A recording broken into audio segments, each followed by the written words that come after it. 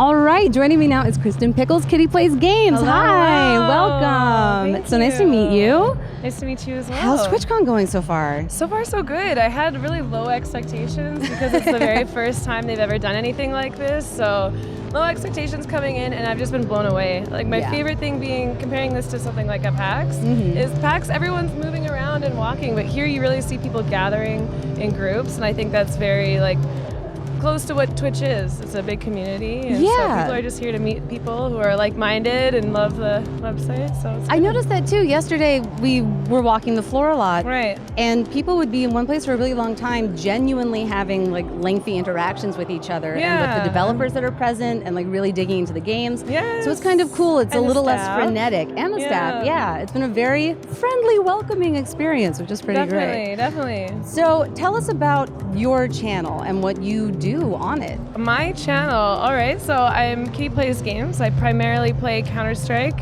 and I like survival games as well. My focus with my stream has always been based on my community, high-level viewer interaction, making sure that I'm playing with everybody as frequently as I possibly can. And yeah, that's pretty much just the basis of my stream, and everything else is just fun, happy, positive. Good. Yay, fun, happy, positive is just what the gamer space needs more of. So how did Counter-Strike draw you in? I played a lot of first-person shooters growing up on console, and then when I was getting into streaming, I was playing mostly MOBAs and MMOs. So then my team told me, hey, you're playing on PC, why don't you try this first-person shooter game? And then I just turned into an obsession, so How many hours do you think total? I played on Counter-Strike almost 2,000 in a year, so a lot. Yes, respect. No, it's amazing. Oh my gosh, that's wow.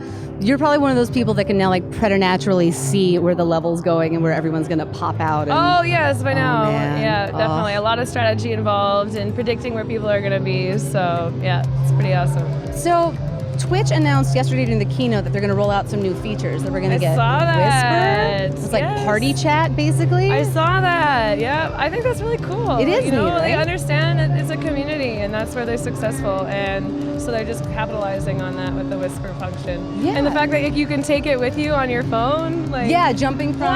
It's kind of like a little Facebook Messenger, but I talk to people way more on Twitch than I do high school friends on Facebook. So this is going to be a lot more valuable to me. The video on demand feature that they're going to roll out.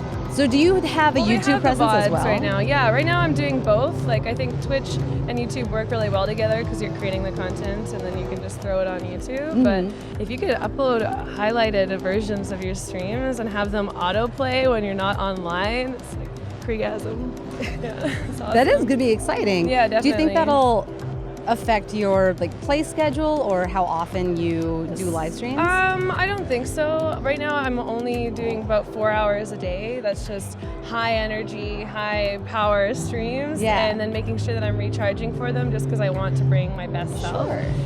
So I think I'll definitely continue to stream because I love the live presence that I have.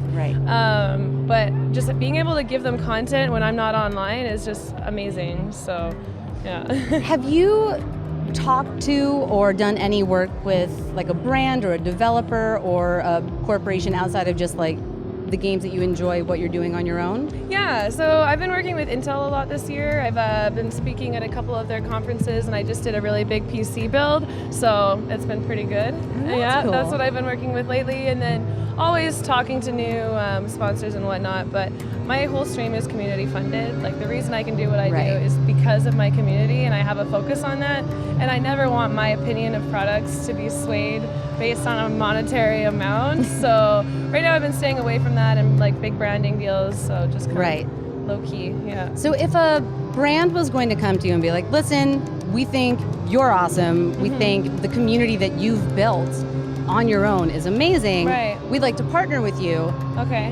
What would be an approach that feels good to you? What would make you be like, this makes sense and this is how I would want to do this, as opposed to more traditional just sponsorship deals? So for me, I don't want any branding on my actual video and YouTube videos and banners. I feel like that's the old way of doing advertising, you know, just in your face, flashy ads that make noise.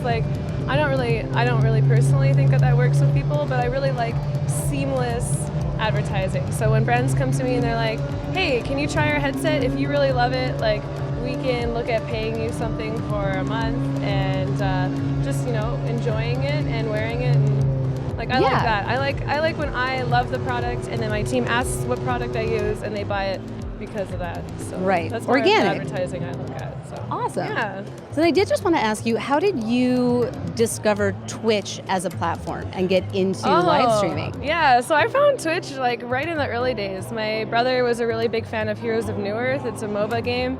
And so I was a big fan of that. And when I saw that they were streaming the competitive tournaments, I was like, oh my God, this is amazing. And I would watch it all the time. It was like my typical go-to hungover Sunday morning. Like they would stream all the time. It was amazing.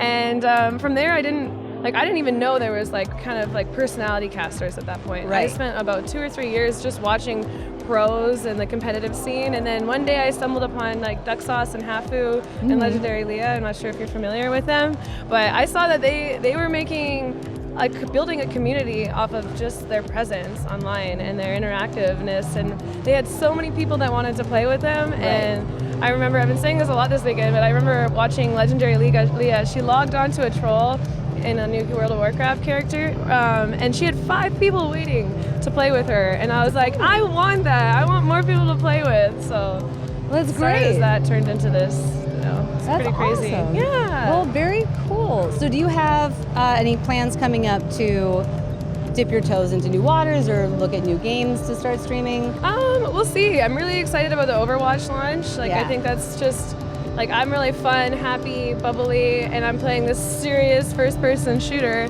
So I think it's going to be really cool to kind of transition into playing more of that. Right. And just keeping my eyes open for new games, trying new things. Like, Twitch is really forgiving. If you want to try a new strategy on your stream, and it doesn't work, they're like, oh, so that didn't work. Okay, try again next time. They came on that journey with you, and they were like, okay. Yeah, definitely. So it's pretty awesome. That makes sense. Well, great. Yeah. Okay. Before I let you go, I do want to ask, favorite thing you've seen on the floor? Favorite thing I've seen that's on the happened floor? at TwitchCon so far? Well, right now it's going to be the H1Z1. Yes. Invitational. So I'm going to go check that out and cheer really for my fun. favorite streamers. Definitely. Awesome. Okay, well, great. Thank you so nice much to for meet joining us. you. Nice meeting you Thank too. For giving me this opportunity. I'll see you around the con. Sounds great. Yay, great.